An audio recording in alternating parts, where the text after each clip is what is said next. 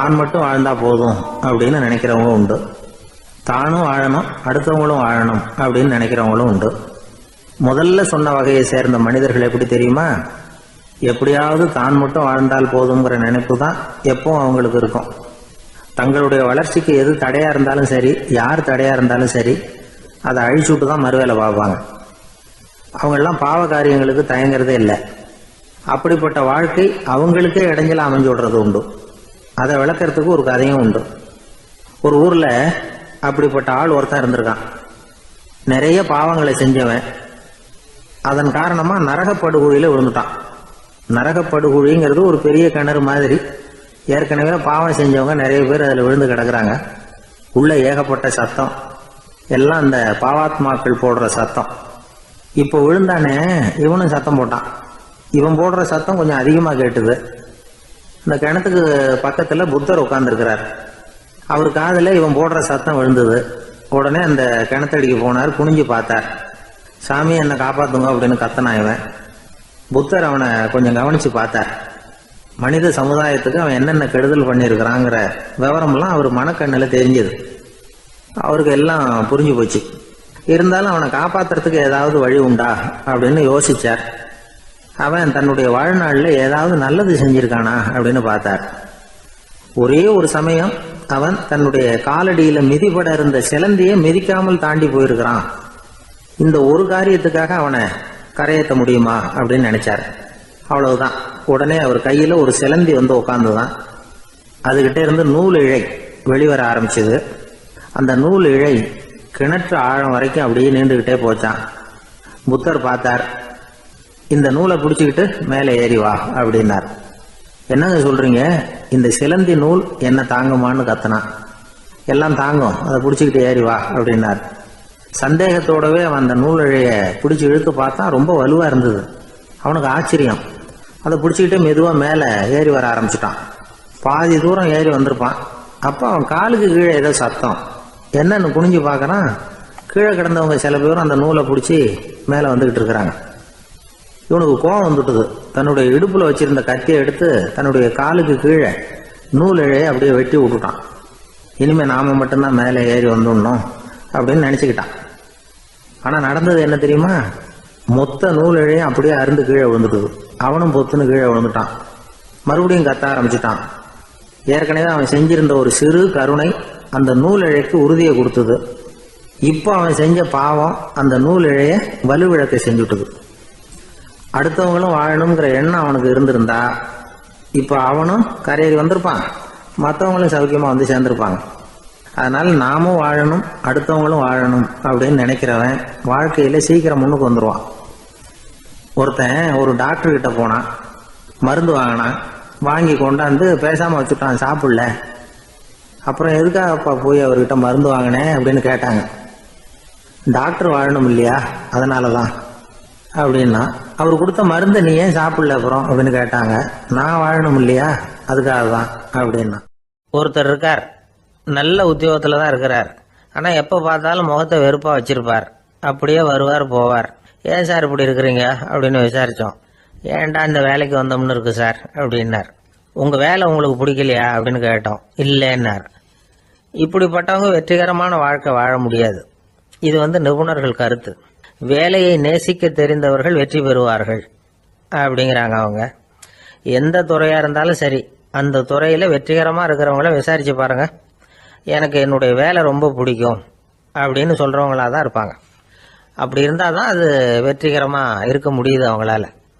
ஒருத்தனுக்கு பிடித்தமான பொழுதுபோக்கே அவனுடைய தொழிலா இருந்துட்டுதுன்னா அவனை மாதிரி கொடுத்து வச்சவன் வேற யாரும் இல்லை அப்படிங்கிறார் பெர்னாட் ஷா.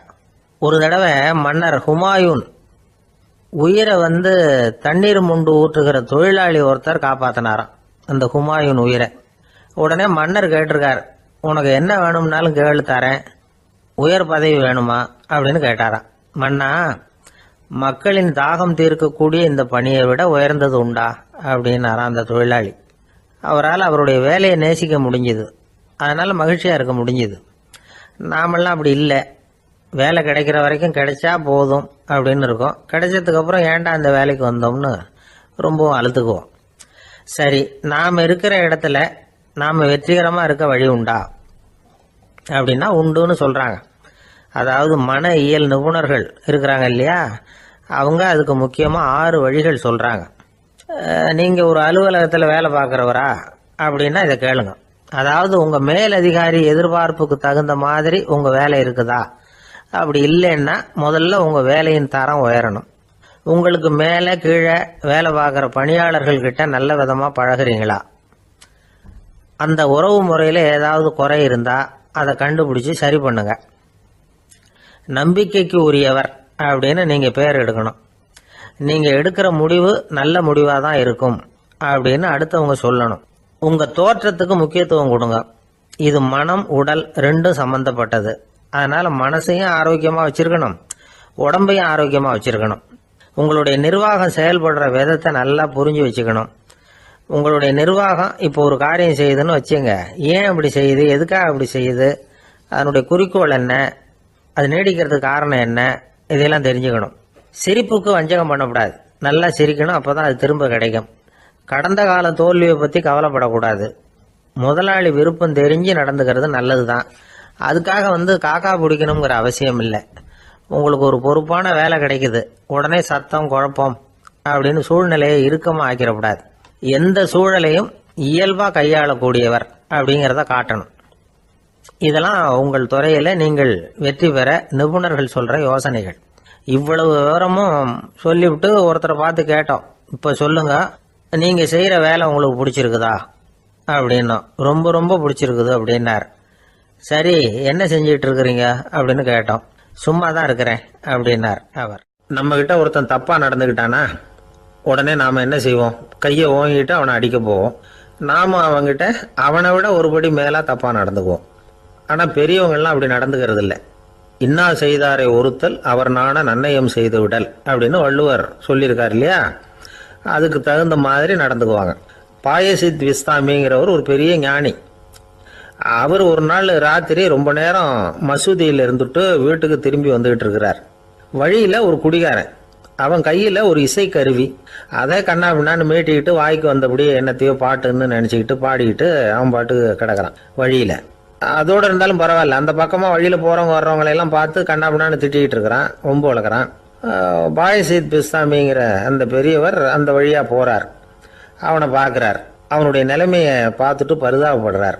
ஏன்பா இது மாதிரிலாம் நடந்துக்கிற, இப்படி நடக்கலாமா அப்படின்னு ஏதோ கொஞ்சம் புத்திமதி சொல்கிறதுக்கு ஆரம்பித்தார். அவனுக்கு கோபம் வந்துட்டுது. கையில் வச்சிருந்த வாத்திய கருவி அதால் ஓங்கி அந்த பெரியவர் தலையில் ஒரு அடி கொடுத்தான். ரத்த காயம் ஏற்பட்டு போச்சு. அவன் கையில் இருந்த இசைக்கருவியும் அடித்த வேகத்தில் 2ஆக உடஞ்சி போச்சு. அவ்வளோ வேகமாக அடிச்சிருக்கான். இவ்வளவு தூரத்துக்கு நடந்து போச்சுல்ல, அந்த மாபெரும் ஞானி வாயை திறந்து ஒரு வார்த்தை கூட பேசலை. பேசாமல் தலையை பிடிச்சிக்கிட்டு அவர் பாட்டுக்கு போயிட்டார். மறுநாள் அந்த பெரியவர் என்ன பண்ணார் தெரியுமா? கொஞ்சம் இனிப்பு பண்டங்கள், கொஞ்சம் பணம், இது ரெண்டையும் ஒரு ஆள் மூலமாக அனுப்பி வச்சார் அந்த குடிகாரனுக்கு. அவனுக்கு ஒன்றும் புரியல. என்ன விவரம்னு விசாரித்தான். வந்த ஆள் ஒரு கடுதாசியை நீட்டினான். அதில் விவரம் இருந்தது. ஞானி எழுதியிருக்கிறார், இதை பாருப்பா, உங்களுடைய இசைக்கருவி உடையறதுக்கு என்னுடைய தலை காரணமாக ஆயிட்டுது. அதுக்காக நான் ரொம்ப வருத்தப்படுறேன். அதுக்காக தான் பணம் அனுப்பி வச்சுருக்கேன். வேறு புதுசாக ஒரு இசைக்கருவி வாங்கிக்கோ. அப்புறம் இன்னொரு விஷயம், நேற்றுக்கு ராத்திரி என்கிட்ட ஏகப்பட்ட கசப்பான வார்த்தைகளை பேசினேன். இதோடு அனுப்பியிருக்கிற இனிப்பு பண்டங்களை சாப்பிட்டு உன்னுடைய நாவில் உள்ள கசப்பை மாற்றிக்கோ அப்படின்னு அதில் எழுதப்பட்டிருந்தது. இந்த சமயத்தில் அவன் குடி மயக்கத்தில் இல்லை, தெளிஞ்சு போயிருந்த நேரம் அது. அதனால் அதை படித்த உடனே அவனுக்கு ரொம்ப வெக்கமாக போச்சு. தலை குனிஞ்சான், யோசனை பண்ணான். கொஞ்ச நேரத்தில் தன்னுடைய நண்பர்கள் சில பேரையும் கூப்பிட்டுக்கிட்டு நேராக அந்த ஞானி இருக்கிற இடத்துக்கு ஓடினான். அவர் காலில் விழுந்தான். அவர்கிட்ட மன்னிப்பு கேட்டுக்கிட்டான். பெரியவங்களே தெரியாமல் நான் இந்த பாவ செயலை பண்ணிவிட்டேன், என்னை மன்னிச்சுங்க. உங்களுடைய பொறுமையும் போதனையும் என்னுடைய கண்ணை திறந்துட்டுது. இனிமேல் நானும் என்னுடைய நண்பர்களும் நல்ல வழியில் திருந்தி வாழ போகிறோம் அப்படின்னா. ஞானி செய்த நன்னயம் குடிகாரனை எப்படி திருத்திருக்கு பார்த்தீங்களா? இந்த கதையை கேட்டுவிட்டு ஒருத்தர் சொன்னார், என் வாழ்க்கையில் கூட அப்படி ஒரு சம்பவம் நடந்தது சார். நானும் ஒரு நாள் ராத்திரி ஓவராக குடிச்சிட்டு ஒரு கிட்டாரை வாசிச்சுக்கிட்டு கண்ணாபின்னான்னு உளறிக்கிட்டு திட்டிக்கிட்டு இருந்தேன். அந்த சமயம் அந்த வழியாக ஒருத்தர் வந்தார். ஓங்கி தலையில் ஒரே ஒரு அடி, ரத்தம் வந்துட்டுது. அதுக்கப்புறம் என் மனசு தெரிந்துவிட்டுது சார் அப்படின்னார். அப்படியா என்ன ஆச்சரியமா? ஆமாம் சார், அடி விழுந்தது அவர் தலையில் இல்லை, என் தலையில். வந்தவர் என்ன அப்படி அடிச்சுட்டார்? மயக்கம் தெளிஞ்சதுக்கு அப்புறம்தான் எனக்கு விவரம் புரிஞ்சுது, அவர் ஒரு போலீஸ்காரர் அப்படின்னார் ரொம்ப சோகமாக. ஜெருசலேம் அங்கே உள்ள ஒரு தேவாலயம், அதில் உள்ள பலிபீடத்தின் முன்னாடி ஒரு பெட்டி உண்டு. அது காணிக்கை பெட்டி. ஆலயத்துக்கு வர்றவங்க பிரார்த்தனை பண்ணிவிட்டு திரும்பி போகிற சமயத்தில் அந்த பெட்டியில் காணிக்கை போடுவாங்க. அவங்களால எவ்வளவு முடியுமோ அவ்வளவு போடுறது வழக்கம். அவங்கவுங்க வசதிக்கு தகுந்த மாதிரி போடுவாங்க. வசதி உள்ளவங்களாக இருந்தாலும் சரி, வசதியே இல்லாத வறியவர்களாக இருந்தாலும் சரி, ஆலய காணிக்கை பெட்டியில் காசு போடுறது அவங்களுக்கு ரொம்ப பெருமையான ஒரு செயல். ஒரு சமயம் இயேசு தம்முடைய சீடர்களோடு அந்த ஆலயத்துக்கு வரார். அங்கே உட்காந்து ரொம்ப நேரம் வழிபாடு பண்ணிகிட்டு இருக்கிறார். சீடர்களும் அந்த ஜபத்தில் கலந்துக்கிட்டாங்க. வழிபாடு முடிஞ்சுது. இயேசு உட்காந்துருக்கிறார். காணிக்கை பெட்டியில் காசு போடுறவங்கள கவனிக்கிறார். சீடர்களும் அதையே கவனிச்சுக்கிட்டு இருக்கிறாங்க. ரொம்ப பேர் வரிசையாக வந்தாங்க. அவங்களால முடிஞ்ச அளவுக்கு காசு போட்டுட்டு அவங்க பாட்டுக்கு போய்கிட்டு இருக்கிறாங்க. வசதியானவங்க நிறைய பேர் வந்தாங்க. அதுக்கு மத்தியில் வயசான ஒரு அம்மா, அவங்களும் வந்து காசு போட்டுட்டு போகிறாங்க. இப்போ இயேசு தன்னுடைய சீடர்கள் பக்கம் திரும்பினார். ஒரு கேள்வி கேட்டார். இப்போ இந்த காணிக்கை பெட்டியில் நிறைய பேர் வந்து காசு போட்டுட்டு போகிறத நீங்கள் கவனிச்சிங்க. இன்றைக்கி இந்த காணிக்கை பெட்டியில் ரொம்பவும் அதிகமாக காசு போட்டது யார் அப்படின்னு கேட்டார். முதல்ல வந்தார் ஒரு பெரிய மனுஷன், அவர் தான் அதிகமாக போட்டார் அப்படின்னார் ஒருத்தர். மூணாவதாக வந்தவர் தான் அதிகமாக போட்டார், நான் கவனித்தேன் அப்படின்னாரு இன்னொருத்தர். இப்படி ஆளுக்கு ஒரு விதமாக சொல்கிறாங்க. கடைசியாக இயேசு சொன்னாராம், இன்றைக்கு அந்த பெட்டியில் அதிகமாக காசு போட்டவங்க அந்த வயசான அம்மா தான் அப்படின்னாராம். சீடர்களுக்கு ஒன்றும் புரியல. அந்த அம்மா ரொம்பவும் ஏழையாச்சே, அவங்க எப்படி அதிகமாக காணிக்கை செலுத்த முடியும் அப்படிங்கிறது அவங்க சந்தேகம். இயேசு விளக்குனார். நிறைய பேர் வந்தாங்க, நிறையவே காசுகள் போட்டாங்க, அது உண்மைதான். ஆனால் அந்த அம்மா என்ன பண்ணாங்க கவனிச்சிங்களா? வந்தாங்க, தன்னுடைய காசு பையை திறந்தாங்க, அப்படியே கொட்டுனாங்க. அதில் இருந்தது 2 காசுகள் தான். அந்த 2 காசும் காணிக்கை பெட்டியில் விழுந்துட்டுது. மற்றவங்கள்லாம் தங்கள்கிட்ட இருந்த செல்வத்தின் ஒரு சிறு பகுதியை எடுத்து பெட்டியில் போட்டாங்க. ஆனால் இந்த அம்மா தன்கிட்ட என்ன இருந்ததோ அதை அப்படியே போட்டுட்டாங்க. தன்னுடைய பிழைப்புக்காக வச்சுருந்த அவ்வளவையும் இழக்கிறதுக்கு தயாராகிட்டாங்க. அவ்வளவு தாராள மனசு அவங்களுக்கு. அதனால் அவங்க செலுத்தின காணிக்கை தான் அளவில் அதிகம் அப்படின்னார். விலை மதிப்பில்லாத முத்து புதையல் ஒருத்தனுக்கு கிடைக்க போகுதுன்னு வச்சுக்கோங்க. அதன் மதிப்பை உணர்ந்தவன் என்ன பண்ணுவான்? அதை அடையிறதுக்காக தன்கிட்ட இருக்கிற எதையும் கொடுக்கறதுக்கு தயாராக இருப்பான் இல்லையா? அது மாதிரி தான் இதுவும் அப்படின்னார். உலக மதிப்பீடுகளை துரும்பா தூசியாக மதித்து அதையெல்லாம் உதறி விடுகிறவன் இறையருள் அப்படிங்கிற இணையில்லாத செல்வத்தை பெறுகிறான் அப்படிங்கிறது இதில் உள்ள கருத்து. இறைவனுக்காக இழப்பதுன்னா துன்பப்படுகிறவர்களுக்காக, ஏழைகளுக்காக, ஏதுமற்றவர்களுக்காக இழப்பது அப்படின்னு அர்த்தம். உங்கள் அயலானுக்கு நீங்கள் என்ன உதவி செய்தாலும் அதை எனக்கே செய்கிறீர்கள் அப்படின்னு இயேசு சொல்லியிருக்கிறார். அடுத்தவங்களுக்கு உதவணுங்கிற குணம் இன்றைக்கி ரொம்ப குறைஞ்சி போச்சு. ஒருத்தன் வாழைப்பழத்தோல் வழுக்கி கீழே விழுந்துட்டான். பக்கத்தில் இருந்த நண்பன் உடனே இவனை தூக்கிக்கிட்டு போய் ஆஸ்பத்திரியில் சேர்த்துட்டான். அதுக்கப்புறம் சொன்னான், நீ அந்த வாழைப்பழத்தோலில் காலை வைக்க போகிறத முன்னாடியே நான் கவனிச்சுட்டேன் அப்படின்னு நானா.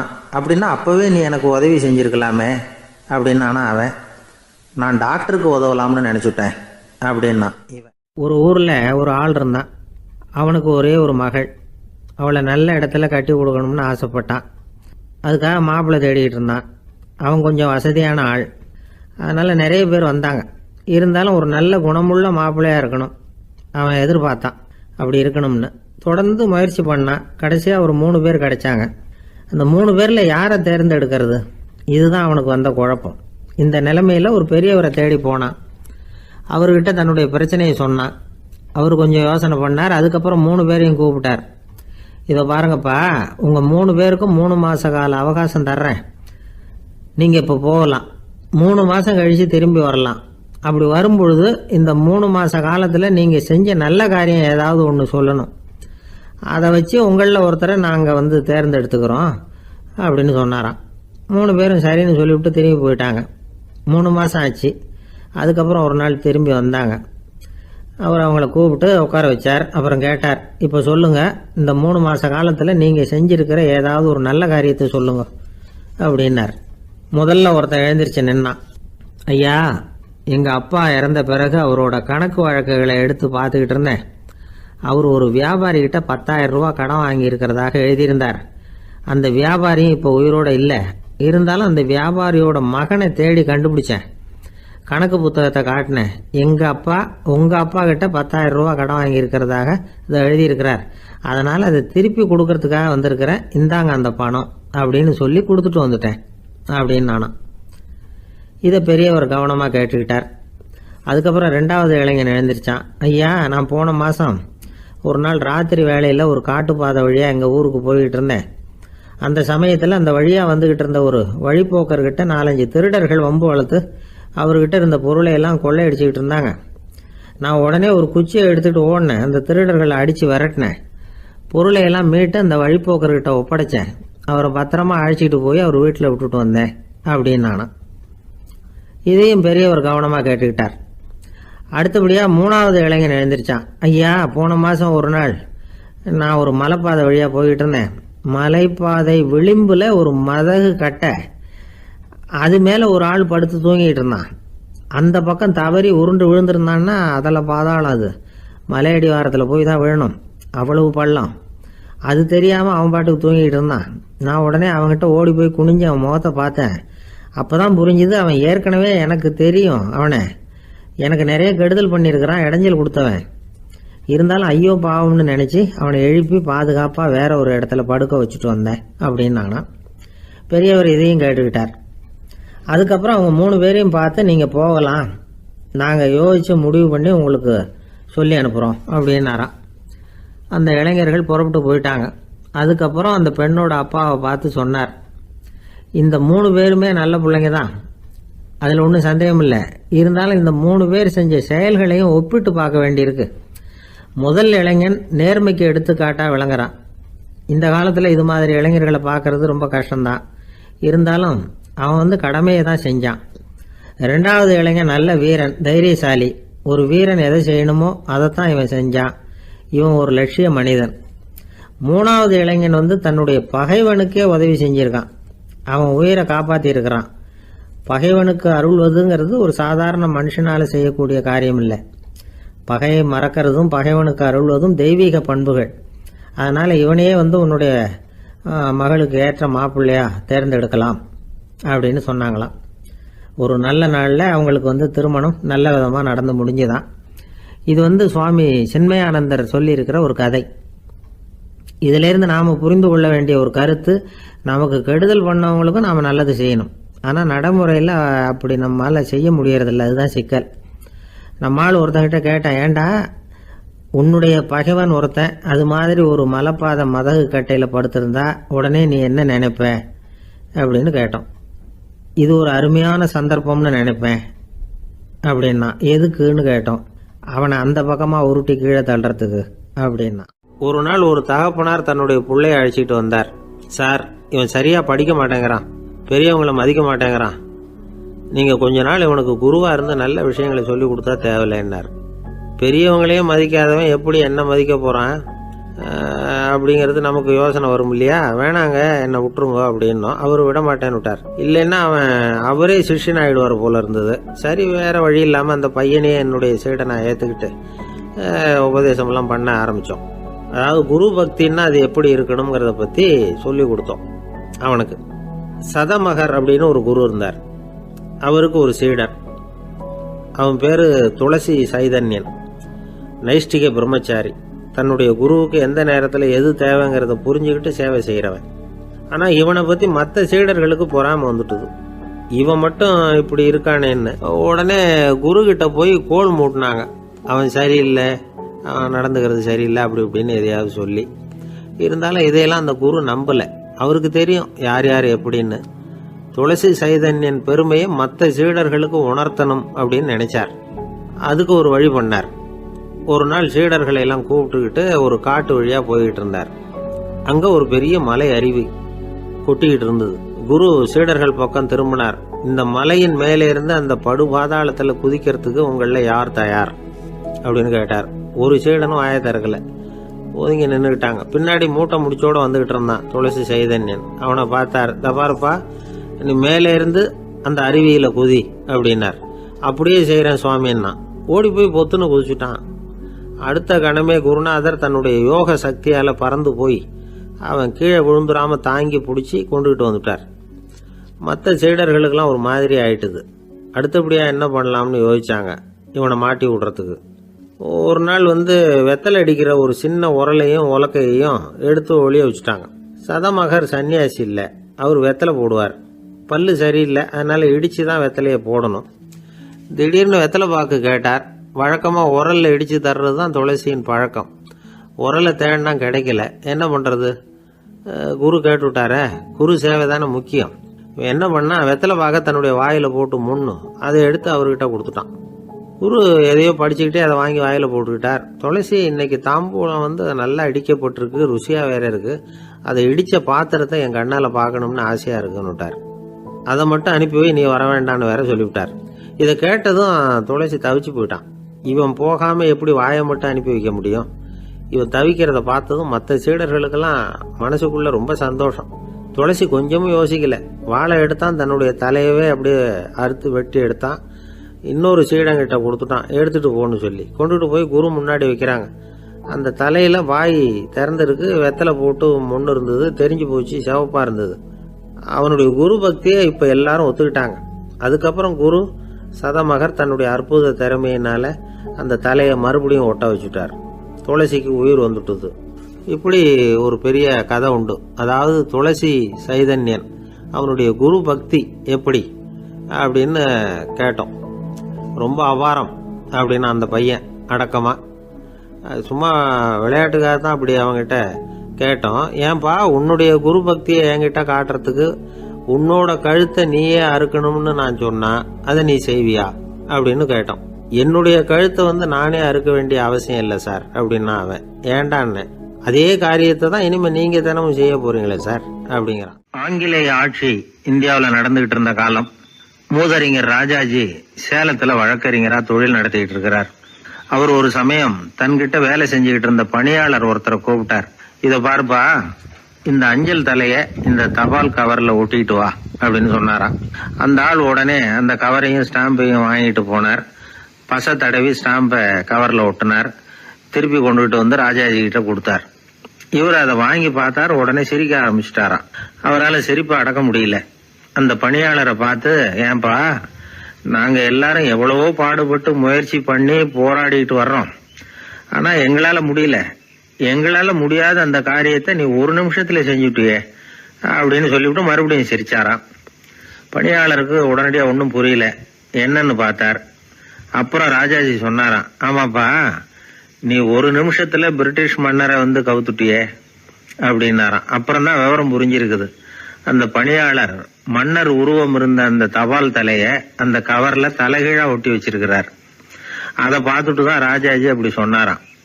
இந்த நகைச்சுவை உணர்வு அவருக்கு இயல்பாவே இருந்தது. சேலத்துல வெங்கட சுப்பையர் அப்படின்னு சொல்லி ஒரு பிரபலமான வக்கீல், அவரும் ராஜாஜியும் ஒரு ஊர்ல பொதுக்கூட்டத்தை முடிச்சுக்கிட்டு திரும்பி ரயில்ல சென்னைக்கு வந்துகிட்டு இருக்கிறாங்க. ராத்திரி நேரம். வெங்கட சுப்பையர் ஜன்னல் ஓரமா உட்காந்து பயணம் பண்ணிட்டு இருக்கிறார். திடீர்னு ஒரு இடத்துல அவரோட கை கடிகாரம் நழுவி ஜன்னல் வழியா வெளியில வந்துட்டுதான். அவர் உயிருக்குயிரா பாதுகாத்து வச்சிருந்த வாட்ச் அது. ஏன் தெரியுமா? அவர் வக்கீல் ஆகிறதுக்கு முன்னாடி சென்னை கிறித்துவ கல்லூரியில பணியாற்றிக்கிட்டு இருந்தார். பணி முடிஞ்சு விலகிறப்போ அவர்கிட்ட படிச்ச மாணவர்கள்லாம் அன்புக்கு அடையாளமா ரொம்ப பிரியமா கொடுத்த கை கடிகாரம் அது. அப்பேற்பட்ட அன்பு பரிசை திடீர்னு இழந்து விடுறதுக்கு யாருக்குதான் மனசு வரும்? ஐயோ வாட்சி வெளியில விழுந்துட்டுதே அப்படின்னு பதட்டத்தோட சத்தம் போட ஆரம்பிச்சாராம். ராஜாஜி பக்கத்துலதான் உட்கார்ந்து இருக்கிறார். இருந்தாலும் இதை கேட்டுட்டு பதட்டப்படல, பதில் எதுவும் சொல்லல. அவர் பாட்டுக்கு என்னத்தையோ 1 2 3ன்னு எண்ணிட்டே வந்தாராம். வெங்கட சுப்பையர் ரொம்ப வேதனைப்பட்டிருக்கார். என்னங்க இது, என்னோட அருமையான கை கடிகாரம் நழுவி வெளியில விழுந்துட்டுது, அதுக்காக நான் தவிச்சுக்கிட்டு இருக்கிறேன். நீங்க என்னன்னா இதை கொஞ்சம் கூட காதுல வாங்கிக்காம குழந்தை மாதிரி என்னத்தையும் எண்ணிட்டே வர்றீங்களே அப்படின்னாராம். அப்பவும் ராஜாஜி ஒன்னும் பதில் பேசல. அவர் பாட்டுக்கு விடாம எண்ணிட்டே வந்தார். அடுத்த ஸ்டேஷன்ல வண்டி நின்னுது. ராஜாஜி ஸ்டேஷன் மாஸ்டரை கூப்பிட்டார். அவர் வந்ததும் அவர்கிட்ட சொன்னாராம், சார் எங்களுக்கு ஒரு உதவி செய்யணும். நாங்க வர்ற வழியில என் நண்பரோட வாட்சி வெளியில விழுந்துட்டுது. அது விழுந்த இடத்துல இருந்து தந்தி கம்பங்களை விடாம எண்ணிக்கிட்டே வந்திருக்கிறேன். இவ்வளவு கம்பங்களுக்கு அப்பால அது கிடக்கும். தயவு பண்ணி யாரையாவது அனுப்பி அதை தேட ஏற்பாடு பண்ணுங்க அது கிடைச்சுட்டுதுன்னா எங்களால் முடிஞ்ச அன்பளிப்பு தர்றோம். அது மட்டும் இல்லை, எங்களுக்கு ஒரு லெட்டர் போடுங்க கிடைச்சுட்டுதுங்கிற விவரத்தை, நாங்கள் வந்து வாங்கிக்கிறோம் அப்படின்னு எல்லாம் சொன்னாங்களாம். அப்படின்னு சொல்லி முகவரியெல்லாம் கொடுத்துட்டு வந்துட்டாங்க அவங்க. கொஞ்ச நாள்ல அந்த கடிகாரமும் வந்து சேர்ந்துட்டு தான். இது வந்து எதுக்கு சொல்றாங்கன்னா, பதற்றம் அடையக்கூடாது அப்படிங்கிறது ரொம்ப முக்கியம். பதற்றம் அடையக்கூடிய நேரத்துல கூட அறிவை வந்து சிதற விடாம செயல்படுத்துற சாமர்த்தியம் எல்லாருக்கும் சுலபமா வந்துடாது. அவரோட நகைச்சுவை உணர்வுக்கு இன்னொரு உதாரணம். ஒரு தடவை அவரை பாக்குறதுக்கு ஒரு நண்பர் வந்தாராம். என்னப்பா பண்ணிட்டு இருக்கிற அப்படின்னு விசாரிச்சிருக்கார் ராஜாஜி. இப்ப நான் நிறைய கதை கட்டுரை எல்லாம் எழுதுறேன் சார், புத்தகம் போடுறேன் அப்படின்னாராம் வந்தவர். அப்படின்னா சாப்பாட்டுக்கு என்ன பண்ற அப்படின்னு கேட்டாராம் ராஜாஜி. இங்க வந்து எழுத்தை நம்பி யாரும் காலம் தள்ள முடியாதுங்கிறத அவ்வளவு தெளிவா அவர் புரிஞ்சு வச்சிருக்கிறார். ஒரு தந்தை தன்னோட பிள்ளைய ரொம்ப தைரியசாலியா வளர்க்கணும்னு ஆசைப்பட்டார். அதுக்காக அவனை கூப்பிட்டு உட்கார வச்சு இப்படி உபதேசம் பண்ணார். இதை பாருப்பா, நான் உன்னாட்டம் இருக்கிறப்போலாம் எதுக்கும் பயப்பட மாட்டேன், ரொம்ப துணிச்சலா இருப்பேன். ஒரு நாள் ஒரு அப்பாவி எலிய ஒரு பூனை துரத்திட்டு ஓடிச்சு. நான் உடனே என்ன செஞ்சேன் தெரியுமா? அந்த பூனையை பிடிச்சேன், அது வாலில் ஒரு பட்டாசு சரத்தை கட்டினேன், கொளுத்தி விட்டேன், படபடன்னு வெடிக்க ஆரம்பிச்சுட்டுது. அது துள்ளிக்கிட்டு அங்கேயும் இங்கேயும் ஓடி இருக்கு பாரு ஓட்டம், ரொம்ப தமாஷு அப்படின்னார் அப்பா. இப்படி சொல்லிவிட்டு பையனை பார்த்து, இதை கேட்கறதுக்கு உனக்கும் துணிச்சல் வருதா? நான் என்னுடைய செயலை நீ கேட்குறப்போ உனக்கு துணிச்சல் வருதா அப்படின்னு கேட்டார். வருதுன்னா பையன். எப்படின்னா அப்படிங்கிற விவரத்தையும் சொன்னான் அவன். அதாவது எலிய விரட்டினத்துக்காக பூனை வாலில் பட்டாசு கொளுத்துனீங்க நீங்க, பூனையை விரட்டினத்துக்காக உங்க கழுத்துல பட்டாசு சரத்தை மாட்டினா என்னன்னு தோணுது எனக்கு அப்படின்னு நான் பையன். பையனோட துணிச்சல் அப்பாவையே நடுங்க வச்சுட்டுது. அது சரி, ஒரு அப்பா பிள்ளைக்கு இப்படியா உபதேசம் பண்றது? எல்லாருக்கிட்டையும் அன்பா பழகிறது எப்படி அப்படின்னு சொல்லி கொடுக்கணும். பிஞ்சு உள்ளங்கள்ல நஞ்ச தூவலாமா? ஒரு நாள் விநாயகர் ஒரு பூனையோட விளையாடிக்கிட்டு இருந்தாராம். அப்படி ஆசையா விளையாடிக்கிட்டு இருந்தப்ப அவரோட கை நகம் தவறுதெல்லாம் பூனையோட முகத்துல பட்டுட்டு தான். அது ஒரு சின்ன கீரெல்லாம் உண்டாகி விட்டுது. அப்பா அவர் அதை ஒரு பெருசா நினைக்கல. கொஞ்ச நேரத்துக்கு அப்புறம் விநாயகர் வீட்டுக்கு வந்தார். அவங்க அம்மா பார்வதி தேவியை பார்த்தார். பார்வதி தேவி கன்னத்துல விரலால கீறினது மாதிரி ஒரு அடையாளம் இருந்தது. விநாயகருக்கு அதிர்ச்சி, ஆச்சரியம். நம்ம அம்மா இந்த உலகத்துக்கே தாயார், அப்பேற்பட்ட அவங்க முகத்திலேயே கீரலை உண்டாக்கக்கூடியவங்க யாரா இருக்க முடியும் அப்படின்னு யோசனை பண்ணார். தாயே, உன்னுடைய கன்னத்தில் இந்த வடு எப்படிம்மா ஏற்பட்டதுன்னு கேட்டார். குழந்தாய், இது நீ செஞ்ச காரியம்தான்ப்பா, உன்னுடைய கை நகம் கீறினதுனால ஏற்பட்ட வடு தான் இது அப்படின்னாங்க அவங்க. விநாயகர் திடுக்கிட்டு போட்டார். எப்படிம்மா அது? நான் எந்த காலத்திலையும் உன்னை அப்படி கீறினதாக எனக்கு நினைவு இல்லையே அப்படின்னார். இன்னைக்கு காலையில் ஒரு பூனையை கீறினதை நீ மறந்துட்டியா அப்படின்னாங்க அந்த அம்மா. விநாயகர் திகைச்சு போய் நின்னார். பார்வதி தேவி சொன்னாங்க, இதை பாருப்பா, இந்த உலகத்தில் இருக்கக்கூடிய எல்லா உயிர்கள்லேயும் நான் இருக்கிறேன், நான் தான் இந்த உலகமாக ஆகியிருக்கிறேன். ஆகையினால நீ யாரை துன்புறுத்தினாலும் அது உண்மையிலேயே என்ன துன்புறுத்தினதாக தான் வந்து முடியும் அப்படின்னாங்க. விநாயகர் மனசுக்குள்ள ஒரு வெளிச்சம் ஏற்பட்டு தான். அதுக்கப்புறம் அவர் யாரையுமே கல்யாணம் பண்ணிக்காததுக்கு அதுதான் காரணமா. இந்த உலகத்தில் எல்லாரையும், இங்கே இருக்கிற எல்லாத்தையும் தாயின் வடிவமாக அவர் பார்க்க ஆரம்பிச்சிட்டாராம். குருதேவர் ராமகிருஷ்ணர் இந்த கதையை எடுத்து சொல்லியிருக்கிறார். நபிகள் நாயகம் ஒரு தடவை ஒரு நாற்காலியில் உட்காந்து என்னமோ யோசனை பண்ணிட்டு இருந்திருக்கிறார். அப்போ அவரோட உடையில ஒரு கீழ்ப்பகுதி தரையில் படிஞ்சு கிடந்திருக்குது. அங்கே விளையாடிக்கிட்டு இருந்த ஒரு பூனை அது மேலே வந்து படுத்து தூங்கி போயிடுச்சு. தொழுகை செய்ய வேண்டிய நேரம் வந்துட்டது. நபிகள் நாயகம் எழுந்திருக்க பார்த்தார். அப்போதான் பூனை தன்னோட உடை மேலே படுத்து தூங்கிட்டு இருக்கிறது கண்ணில் படுது. பூனையோட தூக்கத்தை கலைக்க விரும்பல அவர். தன்னுடைய சகோதரியை கூப்பிட்டார். ஒரு கத்திரிக்கோள் எடுத்துட்டு வர சொன்னார். பூனை படுத்திருந்த உடை பகுதி மட்டும் இருக்குல்ல, அதை மட்டும் அதோட கத்திரிச்சு விட்டுட்டு அதுக்கப்புறம் அவர் எழுந்திரிச்சு தொழுகைக்கு போனாராம். அதாவது பிற உயிர்கள் கிட்ட எப்படி அன்பு காட்டணுங்கிறத பெரியவங்க எவ்வளவோ விதத்துல நமக்கு எடுத்து காட்டியிருக்கிறாங்க. இருந்தாலும் எத்தனை பேர் மனசுல அதெல்லாம் உரைச்சிருக்குது? நாமளும் நம்ம ட்ரெஸ்ஸு மேலே ஒரு பூனை படுத்திருந்தா ஒரு கத்திரிக்கோலை தான் தேடுவோம், எடுத்துகிட்டு வர சொல்லுவோம். துணியை வெட்டுறதுக்கு பதிலாக இல்லை அதோட வாழை வெட்டினா என்ன அப்படின்னு தோணும். ஒரு ஆள் ரொம்ப பிரியமாக ஒரு பூனையை ஆற்றுல குளிப்பாட்டிக்கிட்டு இருந்தானா. எப்படி? அந்த பூனையை ஆற்று தண்ணியில் அமுக்கி அமுக்கி குளிப்பாட்டிக்கிட்டு இருக்கிறான். அந்த வழியாக போன பெரியவர் ஒருத்தர் இதை பார்த்தார். இதை பாருப்பா, பூனையை அது மாதிரி ஆற்று தண்ணியில் அமுக்கி குளிப்பாட்டாத, மூச்சு திணறி செத்து போடும் அப்படின்னு அட்வைஸ் பண்ணார். நீ போய் அவன் வேலையை பார்த்துக்கிட்டு, எனக்கு எல்லாம் தெரியும்னா இவன். சரின்னு அவர் போயிட்டார். கொஞ்ச நேரம் கழித்து அவரே அந்த வழியாக திரும்பி வந்துக்கிட்டு இருந்தார். ஆற்றுல பூனையை குளிப்பாட்டிக்கிட்டு இருந்தவன் அழுதுகிட்டு உட்காந்துருக்கிறான். பக்கத்தில் அந்த பூனை செத்து கிடக்குது. இதை பார்த்தார் பெரியவர். நான் தான் அப்போவே சொன்னேனே, அந்த பூனையை ஆற்றுல நினைக்காதேன்னு. அதை கேட்டிருந்தா இப்படி ஆயிருக்குமா அப்படின்னார். அந்த ஆள் கோபமாக இவரை முறைச்சி பார்த்தான். அட போய்யா, இந்த பூனை ஆற்றுல குளித்ததுனால ஒன்றும் செத்து போகல. குளித்ததுக்கு அப்புறம் அதோட உடம்பு ஈரமாக இருக்குதுன்னு அதை புழிஞ்சேன், அதனால தான் இப்படி ஆயிட்டுது அப்படின்னு நானும். எனக்கு இது மட்டும்தான் சார் தெரியும், இதை தவிர வேறு எதுவும் தெரியாது அப்படின்னு சொல்லிக்கிட்டே காலம் தள்ளுறவங்க ரொம்ப பேர். அவங்கெல்லாம் கஷ்டப்பட வேண்டியிருக்கும். ஒருத்தர் தன்னுடைய தொழிலில் ரொம்ப கெட்டிக்காரராக இருக்கலாம். அதுக்காக எப்பவும் அதே ஞாபகத்தில் இருந்துக்கிட்டு உலகியல் அறிவு இல்லாமல் இருந்துடக்கூடாது, அது ஆபத்து. இதுக்காக நம்ம தாத்தா பாட்டிலாம் ஒரு கதை சொல்லுவாங்களே, கேள்விப்பட்டிருக்கீங்களா? ஒரு சமயம் ஒரு 4 பேர் சேர்ந்து வெளியூருக்கு பிரயாணம் போனாங்களாம். அந்த 4 பேர் எப்படி தெரியுமா? ஒருத்தர் வேதாந்தி, இன்னொருத்தர் சங்கீத வித்வான், 3வது ஆள் வைத்தியர், 4வது ஆள் ஜோசியர். இவங்க 4 பேரும் நண்பர்கள். அதனால் சேர்ந்து புறப்பட்டாங்க. வழியில் ஒரு ஊரில் தங்கினாங்க. இருட்டி போச்சு. அதனால் இன்றைக்கி ராத்திரி இங்கேயே தங்கி இருந்துட்டு நாளைக்கு புறப்படலாம் அப்படின்னு தீர்மானம் பண்ணாங்க. சாப்பாட்டுக்கு என்ன பண்ணுறது? அங்கேயே கடத்தெருவுக்கு போய் சாமான்லாம் வாங்கியாந்து சமைச்சு சாப்பிட்லாம்னு முடிவு பண்ணாங்க. 4 பேர் இருக்கிறதுனால ஆளுக்கு ஒரு காரியமாக செய்யலாம் அப்படின்னு வேலையை பிரிச்சுக்கிட்டாங்க. வைத்தியர் கரிகாய் வாங்க போனார், வேதாந்தி எண்ணெய் வாங்க போனார், ஜோசியர் பலசரக்கு வாங்க போனார், சங்கீத வித்வானுக்கு சமைக்கிற வேலை. எல்லாம் சரி. ஆனால் நடந்தது என்ன தெரியுமா? கடைத்தெருவுக்கு காய்கறி வாங்க போனார்ல வைத்தியர், அங்கே போய் மார்க்கெட்டில் பார்த்தார். ஒவ்வொரு கறிகாயாக எடுத்து பார்த்தார். இது பித்தம், உடம்புக்கு ஒத்துக்காது, இது வாயு, உடம்புக்கு ஒத்துக்காது அப்படின்னு ஒவ்வொன்றா தள்ளினார். கடைசியில் ஒன்றுமே தேரல, வெறுங்கையோடு திரும்பி வந்துக்கிட்டு இருக்கிறார். எண்ணெய் வாங்க போனார் வேதாந்தி, அவர் ஒரு தொன்னையில் எண்ணெயை வாங்கினார். பேசாமல் அதை எடுத்துகிட்டு வர வேண்டியது தானே, முடியல. அவருடைய வேதாந்த மூளை சிந்திக்க ஆரம்பிச்சுட்டுது. இந்த தொன்னைக்கு எண்ணெய் ஆதாரமா அல்லது எண்ணெய்க்கு தொன்னை ஆதாரமா அப்படிங்கிற ஆராய்ச்சியில் இறங்கினார். என்னாச்சு தெரியுமா?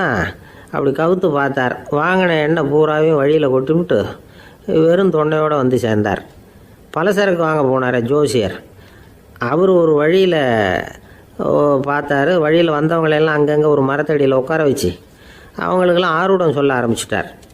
அப்படி ஒவ்வொருத்தராக சொல்லி முடிச்சுட்டு கடத்தருக்கு போய் சேர்ந்தார். இவர் அங்கே போய் சேர்றதுக்குள்ளே ரொம்ப நேரம் ஆகிட்டுது.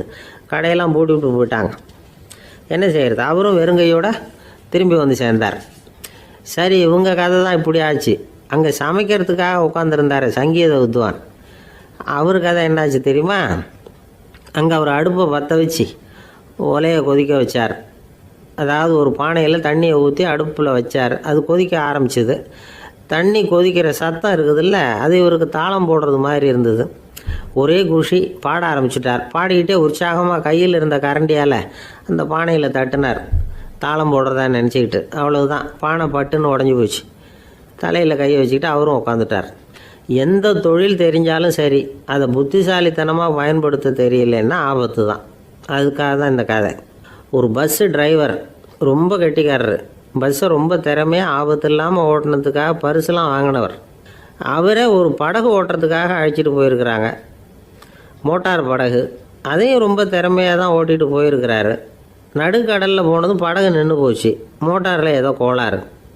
என்ன செய்யலாம் அப்படின்னு அந்த டிரைவரை கேட்டிருக்கிறாங்க படகுல இருந்தவங்கெல்லாம். அப்போ அவர் சொன்னாராம், கவலைப்படாதீங்க, ஒன்றும் பிரச்சனை இல்லை, எல்லோரும் கொஞ்சம் கீழே இறங்கி பின்னாடி தள்ளுங்க, மோட்டார் ஸ்டார்ட் ஆகிடும் அப்படின்னாராம். லோகமானிய பாலகங்காதர திலகர் இருந்தார்ல, அவருக்கு 15 வயசுலேயே கல்யாணம் நடந்துதான்.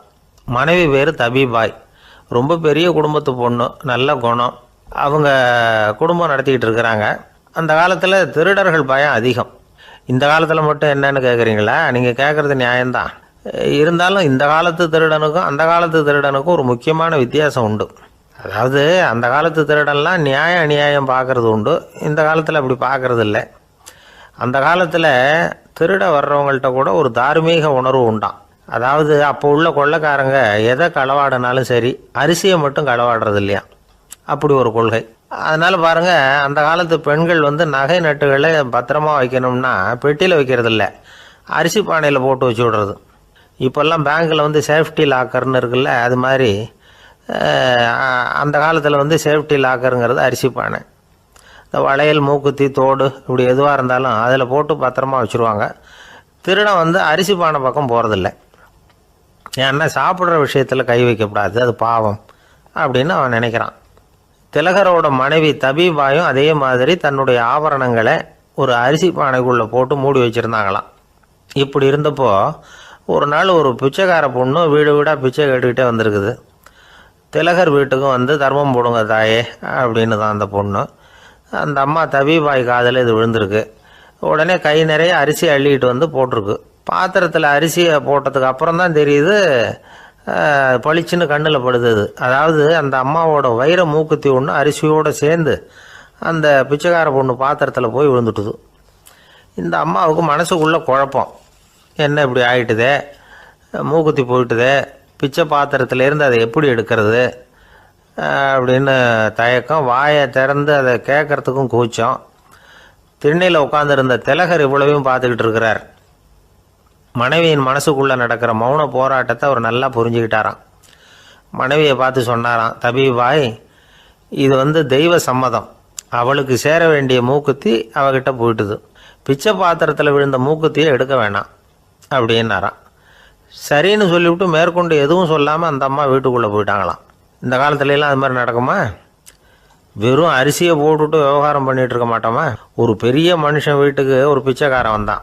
ஐயா, நாங்கள் பிச்சைக்காரங்கள்லாம் சேர்ந்து ஒரு சங்கம் வச்சுருக்குறோம், அதுக்கு நிதி சேர்க்குறோம், அதுக்கு ஒரு 100 ரூபா கொடுத்தீங்கன்னா எங்களுக்கு பெரிய உதவியாக இருக்கும் அப்படின்னானா.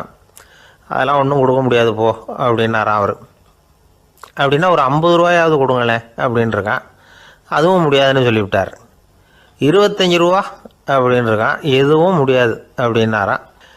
சரிங்க, இவ்வளவு பெரிய வீட்டுக்கு வெறுங்கையோடு திரும்புறது நல்லா இருக்காது, அதனால் சும்மா ஒரு 1 ரூபா மட்டுமாவது கொடுங்க அப்படின்ட்டுருக்கான் அவன்.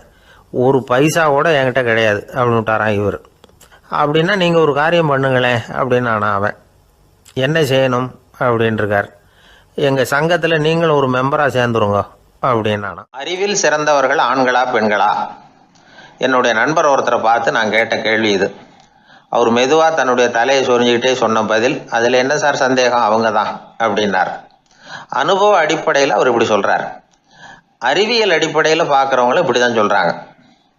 இயற்கையின் நோக்கம் இனப்பெருக்கம், இதில் பெண்களின் பங்கு அதிகம். அதனால் இயற்கையே பெண்களுக்கு பல சலுகைகளை கொடுத்துருக்குது, சக்தியை கொடுத்துருக்குது. இப்போ வெளிநாடுகளில் இதை பற்றியெல்லாம் நிறைய ஆராய்ச்சி பண்ணி பார்த்துருக்குறாங்க, புள்ளி விவரங்கள்லாம் வெளியிட்டிருக்கிறாங்க. ஆண் குழந்தைகளை விட பெண் குழந்தைகள் முன்னாடியே பேச ஆரம்பிச்சுடுறாங்களாம். அது மட்டும் இல்லை, அதிக எண்ணிக்கையில் வார்த்தைகளை கற்றுக்கிறாங்களாம். அப்புறம் பலவிதமான வாக்கிய அமைப்புகளை அமைச்சு பேசுறதுலேயும் பெண் குழந்தைகள் முன்னாடியே ஆரம்பிச்சுடுறாங்களாம். இதெல்லாம் சீக்கிரமாக செய்கிறது பெண் குழந்தைகள் தான். சம வயது உள்ள ஆண் குழந்தைகள், பெண் குழந்தைகள், இவங்களை வச்சு சோதனைகள் பண்ணி பார்த்துருக்குறாங்க.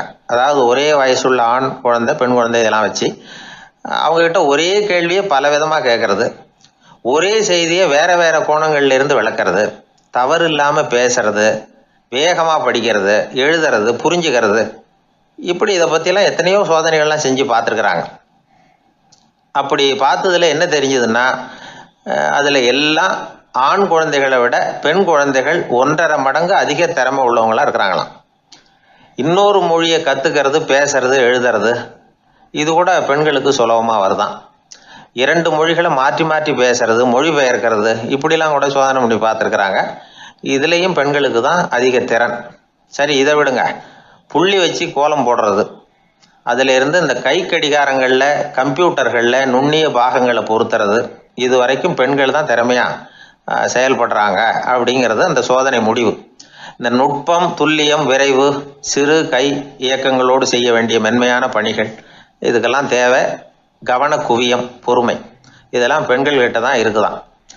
அமெரிக்காவில் இன்னொரு சோதனை கூட செஞ்சு பார்த்துருக்குறாங்க.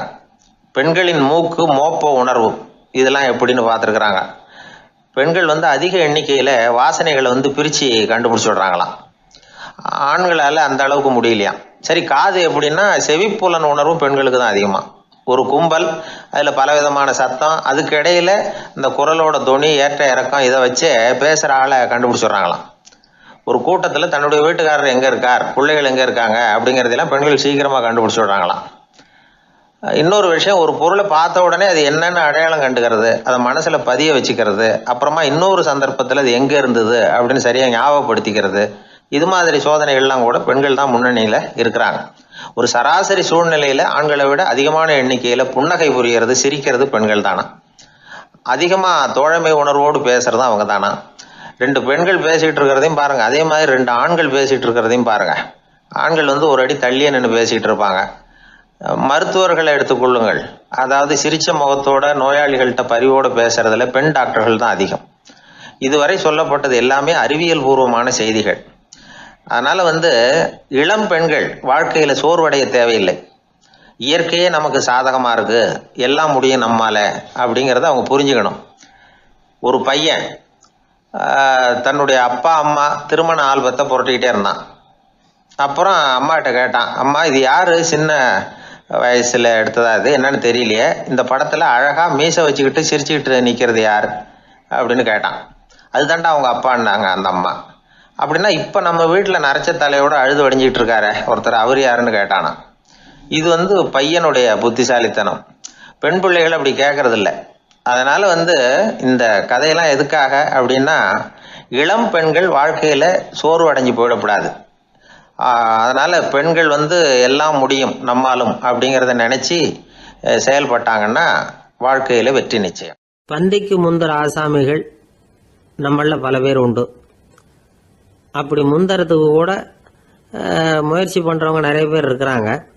இதுல என்ன ஒரு விஷயம்னா, பந்திக்கு முந்தறது கூட தப்பு இல்லை. ஆனா அப்படி ஒரு விருந்துல ஆளா போய் உட்காந்து சாப்பிட்டா கூட வெளியில வர்றப்ப என்ன பெரிய விருந்து வச்சுட்டான், சாம்பார்ல உப்பு இல்லை, ரசத்துல காரம் இல்லை அப்படின்னு குறை சொல்லிட்டே வர்றது இருக்கு பாருங்க, அது சரியில்லை, நாகரிகமும் இல்லை. கல்யாண பத்திரிகையில என்ன போட்டிருக்குது, என் பொண்ணுக்கும் இன்னொரு பையனுக்கும் கல்யாணம், எல்லாரும் குடும்பத்தோட வந்திருந்து மணமக்களை ஆசீர்வதிக்கணும், இப்படித்தானே போட்டிருக்கோம். குடும்பத்தோட விருந்து சாப்பிட்டு சாப்பாடு எப்படி இருக்குன்னு அபிப்பிராயம் சொல்லிவிட்டு போங்க அப்படின்னா போட்டிருக்கு கல்யாண பத்திரிகையில. ஒருத்தர் வீட்டு விசேஷத்துக்கு போயிருக்கோம்னா எவ்வளவோ அசௌகரியங்கள் நமக்கு ஏற்படலாம். ஏராளமான கூட்டம் வந்திருக்கும். எல்லாரையும் அவங்க தனித்தனியாக கவனிச்சுக்கிட்டு இருக்க முடியாது. நாம தான் அனுசரித்து நடந்துக்கணும். நாமளா போய் வாழ்த்த வேண்டியவங்களை வாழ்த்தி விட்டு சேரணும். அதை விட்டுட்டு பத்திரிக்கை கொடுத்தானேன்னு போனேன், கவனிப்பே சரியில்லை அப்படின்னு புலம்பிக்கிட்டு இருக்கக்கூடாது. ஒரு விருந்துக்கு போனால் அங்கே எப்படி நடந்துக்கணும் அப்படிங்கிறத பற்றி கூட அனுபவசாலிகள் சில விவரங்கள்லாம் சொல்லியிருக்கிறாங்க.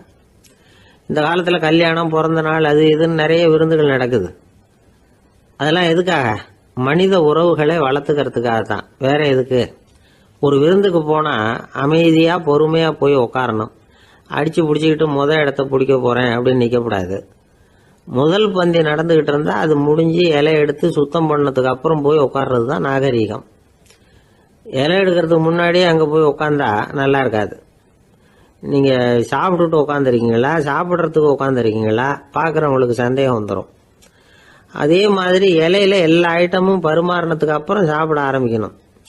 ஒவ்வொரு ஐட்டமாக வைக்க வைக்க நாம பாட்டுக்கு எடுத்து உள்ளே தள்ளிகிட்டே இருந்தோம்னா எதை வச்சோம் எதை வைக்கலன்னு பரிமாறினவரே குழம்பி போயிடுவார். ஏன்னா எப்போ பார்த்தாலும் இலை காலியாகவே இருக்கும். சாப்பிட்றப்போ உங்கள் சாப்பாட்டையே நீங்கள் கவனிக்கணும். அடுத்தவங்க இலையில என்ன இருக்குது, பக்கத்தில் இருக்கிறவர் எதை அதிகமாக சாப்பிட்றார், இதெல்லாம் நமக்கு என்னத்துக்கு? எல்லாரும் சாப்பிட்டு முடிக்கிற வரைக்கும் பொறுமையாக இருக்கிறது தான் நல்லது. நீங்கள் மட்டும் திடீர்னு பாதியில் எழுந்திரிச்சு பக்கத்தில் இருக்கிறவங்களுக்கு சங்கடமாக இருக்குமேங்கிறதெல்லாம் யோசிக்காமல் நீங்கள் பாட்டு எழுந்திரிச்சு போகக்கூடாது. பக்கத்தில் உள்ளவங்க உங்களை எழுந்திரிக்க சொன்னால் எழுந்திரிச்சு போகலாம். விருந்துகளில் சாப்பாட்டை வீணாக்கிறதே ஒரு நாகரிகமாக போட்டுது இந்த காலத்தில்.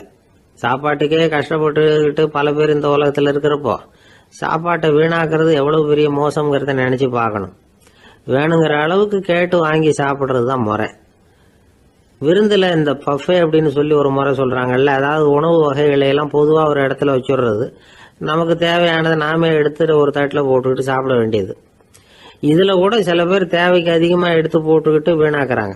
சில சமயம் கடைசியாக சாப்பிட போகிறவங்களுக்கு எல்லா ஐட்டமும் கிடைக்காம போகலாம். அதை போய் பெருசு பண்ணிகிட்டு இருக்கக்கூடாது. என்ன சார் இந்த அளவுக்கு கூடவா நாகரிகம் தெரியாமல் இருக்கிறோம், இதை போய் பெருசாக சொல்ல வந்துட்டீங்களே அப்படின்னு நினைக்கலாம். ஒருத்தர் 2 பேருக்கு இந்த விவரம் தேவைப்படலாம். அவங்க காதலையும் இது விழட்டுமேங்கிறதுக்காக தான் இது. ஒரு பெரிய கல்யாண விருந்து நடந்துகிட்டு இருந்தது. விருந்து மண்டபத்து வாசல்ல ஒருத்தர் நின்றுக்கிட்டு வர்றவங்களையெல்லாம் ரொம்ப மரியாதையா வணங்கி உள்ள அனுப்பி வச்சுக்கிட்டு இருந்தார். எப்படி தெரியுமா? வர்றவங்க கையெல்லாம் பிடிச்சி முத்தம் கொடுத்து அதுக்கப்புறம் உள்ள அனுப்பி வச்சுக்கிட்டு இருந்தாராம். கூட்டம்லாம் முடிஞ்சதுக்கு அப்புறம் அவர்கிட்ட போய் கேட்டிருக்கிறாங்க, சார் நானும் எவ்வளவோ விருந்துகளுக்கு போயிருக்கிறேன், இருந்தாலும் இவ்வளவு மரியாதையா வர்றவங்க கைக்கெல்லாம் முத்தம் கொடுத்து வரவேற்கிறத இங்கதான் பாக்குறேன் அப்படின்னு சொன்னாங்க. அதுக்கு அவரு சொன்னார், அட போங்க சார், நான் முத்தம் கொடுக்கல, முந்தின பந்திக்கு வந்து சாப்பிட்டவங்களே அடுத்த பந்திக்கும் வர்றாங்களான்னு மோந்து பார்த்து அனுப்பி வச்சுக்கிட்டு இருந்தேன் அப்படின்னார். ஒரு ஊர்ல ஒரு ராஜா இருந்தார். அவர் அடிக்கடி காட்டுக்கு வேட்டையாட போவார். சில நண்பர்களையும் கூட அழைச்சிக்கிட்டு போவார். காட்டுக்கு போனதும் ஆளுக்கு ஒரு பக்கமா போய் வேட்டையாடுவாங்க. சாயந்தரமா திரும்பி வருவாங்க. மறுநாள் அரண்மனையில் உட்காந்து ஒவ்வொருத்தரும் அவங்க அனுபவங்களை எல்லாம் சொல்லிக்குவாங்க. அவங்க வீரத்துக்கு தகுந்த மாதிரி பரிசை அந்த ராஜா கொடுப்பார். இது மாதிரி ஒரு தடவை எல்லாரும் வேட்டைக்கு போயிட்டு திரும்பி வந்ததும் உட்காந்து பேச ஆரம்பிச்சிருக்கிறாங்க. ஒருத்தன் சொன்னா தன்னுடைய வீர செயலை பத்தி அளக்க ஆரம்பிச்சுட்டான். ஏன்னா அதுக்கு பரிசு கிடைக்க போகுதுல்ல, அதனால. அவன் என்ன சொன்னான் தெரியுமா? அரசே, நேற்றுக்கு காட்டுல என்ன ஆச்சு தெரியுமா? எனக்கு நேரா ஒரு சிங்கம் வாயை திறந்துகிட்டு வந்துட்டுது. நான் பயப்படவே இல்லை. உடனே ஒரு கல்லை எடுத்து குறி பார்த்து வீசினேன். சிங்கத்து வாய்க்குள்ள போய் அந்த கல்லு மாட்டிக்கிட்டுது. அவ்வளவுதான். அந்த சிங்கம் என்னை பார்த்துட்டு பயந்துட்டு ஒரே ஓட்டமா திரும்பி ஓடி போயிட்டுது அப்படின்னா. ஆஹா பலே அப்படின்னு எல்லாரும் கை தட்டினாங்க. 2வது ஆள் ஒருத்தன் எழுந்திரிச்சான். அவன் சொல்ல ஆரம்பிச்சான், அரசே, நான் போன வழியில 2 பெரிய மலைப்பாம்பு கிடந்தது. என்னை மூழ்கிறதுக்கு வந்தது. நான் என்ன பண்ணேன் தெரியுமா? அந்த 2 பாம்போட வாலையும் ஒன்னா சேர்த்து முடிச்சு போட்டுட்டேன். அவ்வளவுதான். அது அங்க இழுக்க இது இங்க இழுக்க முடிச்சு நல்லா இறுகி போட்டுது அப்படின்றான்.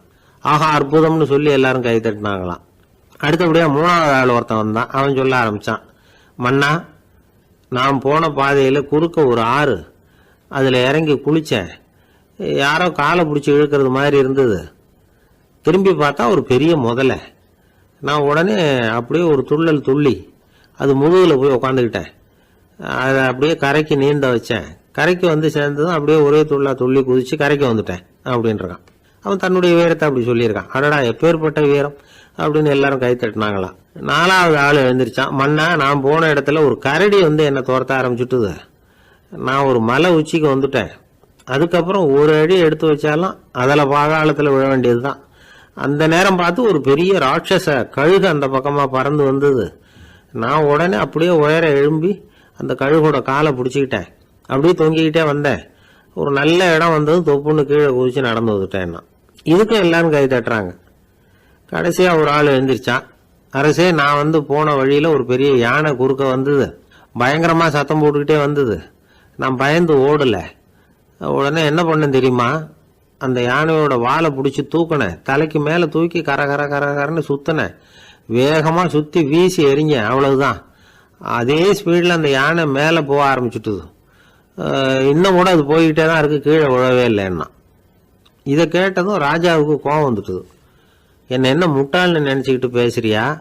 யானையை வந்து நீ வாழை பிடிச்சி தூக்குன, அதை நான் நம்பணுமா அப்படின்னார். உடனே இவன் பணிவா பதில் சொன்னான், அரசே, ஒரு சிங்கத்து வாயில கல்லு மாட்டிக்கிட்டத நம்புறீங்க, மலைப்பாம்பு வாழை பிடிச்சி முடிச்சு போட்டதை நம்புறீங்க, முதல்ல முதுகலை சவாரி பண்ணதையும் நம்புறீங்க, கழுகு காலை பிடிச்சிக்கிட்டு பறக்கிறதையும் நம்புறீங்க. அப்படி நம்புறப்ப நான் சொன்னதை மட்டும் நம்பக்கூடாதா அப்படின்னு கேட்டானான். பொய் சொன்னவங்க எல்லாம் தலையை தொங்க போட்டுக்கிட்டாங்களாம். ராஜா அவங்கள பார்த்து சொன்னாராம், நீங்க எல்லாரும் என்ன முட்டாளாக்கி இருக்கிறீங்க. கடைசியா பேசின இவன் தான் எனக்கு உண்மை எது பொய் எதுங்கிறத புரிய வச்சிருக்கிறான். இவன் தான் உண்மையான தைரியசாலி அப்படின்னு சொல்லி அவனுக்கே பரிசையெல்லாம் கொடுத்து பாராட்டினாராம். இப்படி ஒரு கதை. உண்மையை நிலைநாட்டுகிறவன் தான் உண்மையான வீரன் அப்படிங்கறத இதுல இருந்து நாம புரிஞ்சுக்கணும். இந்த காலத்துல எல்லாம் பொய் சொன்னாதான் பழைக்க முடியுங்கிறது ஒரு சில பேரோட நம்பிக்கை. ஒரு அப்பாவுக்கு தன் மகனுக்கு பொய் சொல்ல தெரியலையேங்கிற கவலை. பொய் சொன்னாதான் இந்த உலகத்துல பிழைக்கலாம், ஆனா இவனுக்கு அது தெரியலையே, அதனால இவனை அழைச்சிட்டு போய் நடுக்கடல்ல விட்டுட்டு வந்துருவோம் அப்படின்னு அழைச்சிட்டு புறப்பட்டான். கடற்கரைக்கு போனான். மகனுக்கு சந்தேகம், எங்கப்பா என்ன அழைச்சிட்டு போறேன்னு கேட்டிருக்கான். கடல்ல மீன் பிடிக்க கத்து கொடுக்க போறேன் உனக்கு அப்படின்னானா. நான் ஏற்கனவே மீன் பிடிச்சிட்டேனேன்னானா இவன் மகன். எங்க அதுன்னு கேட்டிருக்கான் அப்பங்காரன். சுட்டு சாப்பிட்டுட்டேன் இருக்கான் புள்ள. அப்பங்காரன் பார்த்தான், சரி நம்ம புள்ள பொழைச்சிக்கோ அப்படின்னு சொல்லி திருப்பி அழைச்சிட்டு வந்துட்டானா. இணை புரியாத 2 நண்பர்கள் இருந்தாங்களாம். 2 பேரும் விடாம சிகரெட் குடிக்கிறவங்க. அதுல ஒருத்தன் செத்து போட்டான். இன்னொருத்தன் அதுக்கப்புறம் 2 சிகரெட்டா குடிக்க ஆரம்பிச்சானா. ஏன் இப்படி பண்றேன்னு கேட்டிருக்காங்க. நான் ஒரு சிகரெட்டு தான் குடிக்கிறேன், செத்து போன என்னுடைய ஃப்ரெண்டு இருக்கானே செத்து போனவன், அவனுக்காக இன்னொரு சிகரெட்டு குடிக்கிறேன் அப்படின்னு நானா. இது ரொம்ப ஆபத்து, விட்டுடு அப்படின்னு சொல்லியிருக்காங்க. சரின்னு ஒத்துக்கிட்டான். ஆனால் அதுக்கப்புறமும் ஒரு சிகரெட் விதமாக குடிச்சிக்கிட்டே இருந்தான். சிகரெட் பழக்கத்தை நீ இன்னும் விடலையான்னு கேட்டாங்களாம். அந்த பழக்கத்தை நான் எப்போ விட்டுட்டேன், இப்போ நான் குடிக்கிறது என் ஃப்ரெண்டுக்காக அப்படின்னு நானா. இவங்கெல்லாம் எப்படி திருந்துறது? ஏங்க எங்கே போயிட்டு வரீங்க அப்படின்னு கேட்டேன். எனக்கு வேண்டப்பட்ட ஒருத்தரை பார்த்து ஆஸ்பத்திரிக்குன்னார். எந்த ஆஸ்பத்திரிக்குன்னே? மாட்டு ஆஸ்பத்திரிக்குன்னார். என்ன விஷயம்னே? மாமனாருக்கு உடம்பு சரியில்லை, அதுதான் மாட்டு ஆஸ்பத்திரிக்கு போயிட்டு வரேன்னார். அட பாவி, அதுக்கு அந்த ஆஸ்பத்திரிக்கா போவாங்க அப்படின்னு ஆச்சரியமா. அட அது இல்லைப்பா, முதல்ல எங்கள் குடும்ப டாக்டர் தான் தேடிக்கிட்டு போனேன். அவர் அந்த நேரத்தில் அவர் வளர்க்குற நாய்க்குட்டிக்கு உடம்பு சரியில்லைன்னு சொல்லி அதை தூக்கிக்கிட்டு மாட்டு ஆஸ்பத்திரிக்கு போயிட்டாராம் சொன்னாங்க. அதனால் அங்கே போய் அவரை சந்தித்து விஷயத்தை சொல்லிவிட்டு வர்றேன்னார். அப்புறம் தான் எனக்கு கொஞ்சம் நிம்மதியாக இருந்தது. பொதுவாக நமக்கு தெரிஞ்ச வரையில் டாக்டர்கள் 2 வகை. நமக்கு வைத்தியம் பண்ணுற டாக்டர்கள் ஒரு வகை, நம்மக்கிட்ட இருக்கிற ஆடு மாடு கோழிக்கு வைத்தியம் பண்ணுற டாக்டர்கள் ஒரு வகை. இப்போ தான் எனக்கு தெரியும் இன்னொரு வகையான டாக்டர்களும் உண்டுங்கிறது. அது யாருன்னா பூச்சிகளுக்கு வைத்தியம் பண்ணுற டாக்டர்கள், அதாவது பூச்சி டாக்டர்கள்.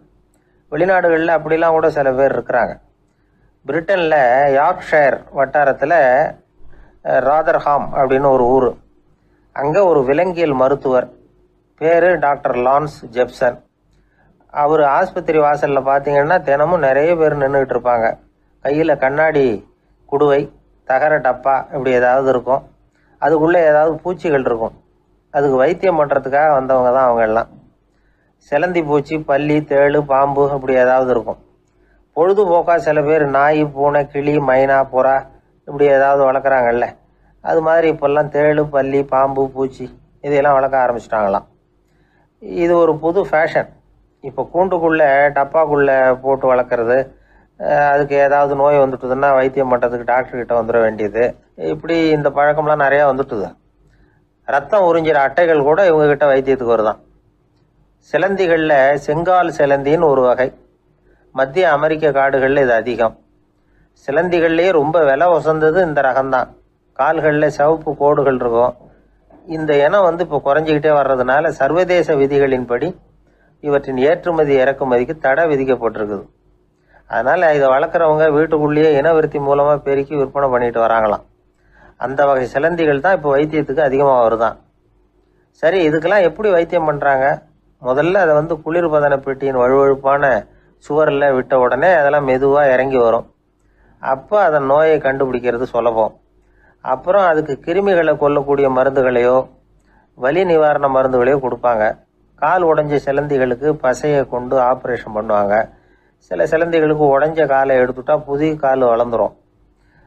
சிலந்திகளை மனிதர்கள் கையில் எடுக்கிறப்போ அது பயந்து போய் கீழே குதிக்குது.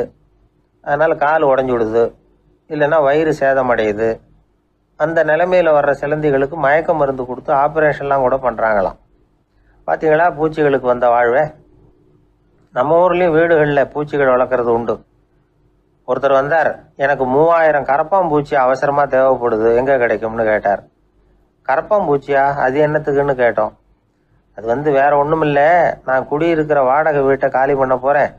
வீட்டு சொந்தக்காரர் என்ன சொல்கிறாருன்னா, இந்த வீட்டுக்கு நான் குடி வந்தப்போ எப்படி இருந்ததோ அதே நிலைமையில விட்டுட்டு போகணும்னு வீட்டுக்காரர் சொல்லியிருக்கிறார், அதனால தான் கேட்டேன் அப்படின்னார். பண்றதுன்னு எனக்கு புரியல அப்படின்னு கவலைப்பட்டார் ஒரு அப்பா. என்ன பண்றது, அப்பாவோட குணம் கொஞ்சமாவது பிள்ளைக்கும் இருக்கதானே செய்யும்னா. அட போங்க சார், அவனை அடக்கிறதுக்கு ஏதாவது வழி சொல்லுவீங்கன்னு பார்த்தா நீங்க என்னோட சரித்திரத்தை புரட்ட ஆரம்பிச்சுட்டீங்களே. அப்புறம் கேட்டேன் அவரை, சரி பையன் அடம் பண்ணா அவனை நீங்க எப்படி அடக்குறீங்க அதை சொல்லுங்க முதல்ல, அதுக்கப்புறம் என் யோசனையை சொல்றேன் அப்படின்னு. அவரு சொன்னார், வேற என்ன பண்ணுவேன், மிரட்டுவேன், அடிப்பேன், அவ்வளவுதான் எனக்கு தெரியும்னார். அடிச்சா அடங்கிடுவானா பையன் அப்படின்னு கேட்டேன். அது எப்படிங்க அடங்குவான், இன்னமும் தீவிரமா அடம் பண்ண ஆரம்பிச்சிருவான், கத்தி ரகலை பண்ணிவிடுவான் அப்படின்னார். குழந்தை அடம் பண்றானேங்கிற கவலை பல குடும்பங்கள்ல உள்ள ஒரு பிரச்சனை தான். இதுக்கு இப்ப மருத்துவர்கள் ஒரு சுலபமான வழியை சொல்றாங்க. அது என்னன்னா, ஒரு குழந்தை அடம் பண்ணிச்சுன்னா அதை அடிக்கப்படாதான், அதுக்கு பதிலா வேற ஒரு காரியம் பண்ணலாமா. அது என்னன்னா, குடும்பத்துல இருக்கிற எல்லாரும் ஒண்ணு சேர்ந்து அந்த குழந்தைகிட்ட கொஞ்ச நேரம் பேசாம இருந்தோம்னுமா, பேச்சை நிறுத்திக்கணும். குழந்தையால பேசாம இருக்க முடியாது, அது யோசனை பண்ணும், தன்னுடைய தவறை உணர்ந்து அது வருந்த ஆரம்பிக்கும். இப்படி தொடர்ந்து செஞ்சுக்கிட்டு வந்தா குழந்தை கொஞ்ச நாள்ல அடம் பண்றதை நிறுத்தி விடுமா. இது டாக்டர்கள் இப்ப சொல்லி கொடுக்கற ஒரு யோசனை. அதே மாதிரி சில குழந்தைகள் சரியான காரணம் இல்லாம அடம் பண்ணணுங்கிறதுக்காகவே கத்துது பாருங்க, அதை நிறுத்துறதுக்கு கூட ஒரு வழி இருக்குது. அது என்ன வழின்னா, அது அழற சமயத்துல அந்த சத்தத்தை ஒரு டேப் ரெக்கார்டர் மூலமா பதிவு பண்ணி வச்சுக்கணும். குழந்தை கத்த ஆரம்பிக்குதுன்னு வைங்க, உடனே ஏற்கனவே பதிவு பண்ணி வச்சிருக்கிற அழுகை சத்தத்தை போட்டு அந்த குழந்தை காதுல விழறது மாதிரி பண்ணணும். தன்னுடைய அழுகை சத்தத்தை கேட்க ஆரம்பிச்ச உடனே அந்த குழந்தை தான் அழறத நிறுத்திக்குமா. சில குழந்தைகள் சாப்பிட மாட்டேன்னு அடம் பண்ணும். வளர்ந்த குழந்தைய வற்புறுத்தி சாப்பிட சொல்லக்கூடாது. சில பேர் என்ன பண்ணுவாங்கன்னா, கட்டாயப்படுத்தி சாப்பாட்டை திணிப்பாங்க.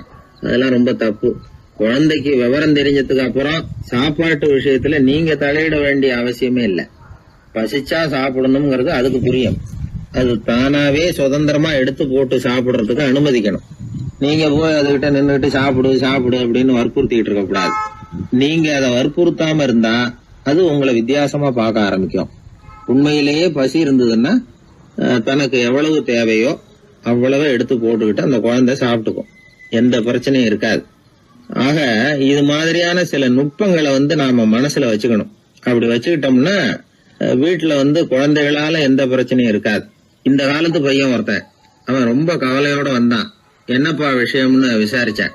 எங்க அப்பா என்கிட்ட 1 மாசம் உன் கூட பேச மாட்டேன் போ அப்படின்னு சபதம் போட்டுட்டாருன்னா, அதுக்காகவா இப்படி கவலைப்படுறேன்னு கேட்டேன். இல்லைங்க, அந்த 1 மாச கெடு இன்னையோட முடியுது, அதுக்காக கவலைப்படுறேன் அப்படின்னா. ஒரு சீடன் வெளியூர் புறப்படுறதுக்கு தயாரா இருந்தான். ரொம்ப தூரம் போக போறான், திரும்பி வர நாளாகும். புறப்படுறதுக்கான ஆயத்த வேலைகள்ல ஈடுபட்டு இருந்தான். அந்த சமயம் பார்த்து இன்னொரு சீடன் அவங்கிட்ட வந்தான். நம்ம குரு உன்னை அழைச்சிட்டு வர சொன்னார் வா அப்படின்னு கூப்பிட்டான். இவன் உடனே புறப்பட்டு போனான். குருநாதரை பார்த்தான். அவர் காலில் விழுந்து வணங்கினான். வணங்கிவிட்டு எழுந்திரிச்சான். அவ்வளவுதான். குரு ஏதாவது உபதேசம் பண்ணுவாருன்னு எதிர்பார்த்தான். ஆனா நடந்தது என்ன தெரியுமா? குரு அவனுக்கு ஓங்கி ஒரு அடி கொடுத்தார். எதிர்பாராம இந்த அடியை வாங்கினதும் அந்த சீடன் அதிர்ந்து போயிட்டான். பக்கத்துல இருந்த மற்ற சீடர்களும் திகைச்சு போய் நின்னுட்டாங்க. அடி வாங்கின சீடனுக்கு மனசுக்குள்ள குழப்பம். நாம என்ன தப்பு பண்ணணும், புறப்படுற நேரத்துல இப்படி குரு கிட்ட அடி வாங்குற மாதிரி ஆயிட்டுதே அப்படின்னு நினைச்சு மனசுக்குள்ள ரொம்ப வேதனைப்பட்டான். கொஞ்சம் துணிச்சலை வரவழைச்சுக்கிட்டு குருநாதர்கிட்டயே கேட்டுட்டான். சுவாமி, நான் என்ன தப்பு பண்ணினேன்? என்ன இப்படி அடிச்சுட்டீங்களே, ஒரு வார்த்தை கூட உங்களை எதிர்த்து நான் பேசினது இல்லையே, இவ்வளவு காலமா உங்க விருப்பத்துக்கு விரோதமா ஒரு காரியம் கூட நான் செஞ்சது இல்லையே, வந்ததும் வராததுமா ஒண்ணுமே சொல்லாம என்ன அடிச்சுட்டீங்களே, குருவே நான் செஞ்ச குற்றம் தான் என்ன அப்படின்னு கண்ணீரோட பரிதாபமா கேட்டானா அந்த சீடன். ஆனா அந்த குரு முகத்துல கொஞ்சம் கூட கோபம் இல்லை. அவர் சிரிச்சுக்கிட்டே நின்னுகிட்டு இருந்தாராம். அதுக்கப்புறம் சொன்னாராம், என்னுடைய அருமை சீடனே, நீ ஒரு தவறும் பண்ணல. நான் உன்னை அடிச்சது நீ ஏதோ தப்பு பண்ணிவிட்டேங்கிறதுக்காக இல்ல, நீண்ட பயணம் போக போறேன், ஞாபகமா ஏதாவது கொடுத்து அனுப்ப வேணாமா? நீ ஞானம் பெற்ற பிறகுதான் திரும்பி வரப்போறேங்கிறது எனக்கு தெரியும். அதுக்கு பிறகு உன்னை அடிக்க முடியுமா? அதனால இப்ப கிடைச்சிருக்கிற இந்த வாய்ப்பை பயன்படுத்திக்கிட்டேன். அப்போதைக்கு இப்பவே அடிச்சுட்டேன், அவ்வளவுதான், வேற ஒண்ணும் இல்லை அப்படின்னாராம். குரு சிரிச்சுக்கிட்டே இப்படி சொல்றார். இருந்தாலும் இதுவும் ஒரு உபதேசம் தான். அதிர்ச்சிகளால விழிப்படைய வைக்கிறதும் ஒரு வழிதான். இது ஜென் வழி. பெரும்பாலும் அதிர்ச்சியின் மூலமாகவே ஞான தரிசனத்தை அருள்கிறவர்கள் தான் ஜென் குருமார்கள். நம்ம தியானம் தான் ஜென். இந்தியாவில இருந்து சீனாவுக்கு போய் கொஞ்சம் பேர் மாறி வளம் பெற்று ஜப்பான்ல ஜென் ஆகி வளர்ந்துருக்குது, அவ்வளவுதான். ஜென்கிறது தியானம். எதை நினைச்சும் தியானிக்கிறது இல்ல, எல்லாத்திலையும் தியானம் இருக்கிறதா சொல்லுது ஜென். பேசுறது, இருக்கிறது, நடக்கிறது, சாப்பிடுறது, சிரிக்கிறது, தூங்குறது, தொழில் செய்யறது அல்லது சும்மா இருக்கிறது எல்லாமே தியானம் தான். ஜென்கிறது ஒரு சுய தரிசனம், தன்னைத்தானே அடையாளம் கண்டுகொள்கிறது தான் அது. இல்லாத எதையும் தேடி கண்டுபிடிக்கிறது இல்ல. சென் மார்க்கத்தை பத்தி ஓஷோ என்ன சொல்றார் தெரியுமா? காணாமல் போன தன்னுடைய மூக்கு கண்ணாடி தன்னுடைய மூக்கின் மேல் இருப்பதை கண்டுகொள்வது போன்றது சென் அப்படிங்கிறார். நம்மால் ஒருத்தர் இன்னொருத்தர் முகத்தை ரொம்ப நேரமா உத்து பார்த்துக்கிட்டு இருந்தார். என்ன பாக்குறீங்கன்னாரு அவரு. நீங்க போட்டிருக்கீங்களே மூக்கு கண்ணாடி, அதை தான் பாக்குறேன்னாரு இவரு. நீங்க அப்படி பாக்குறதுக்கு விசேஷ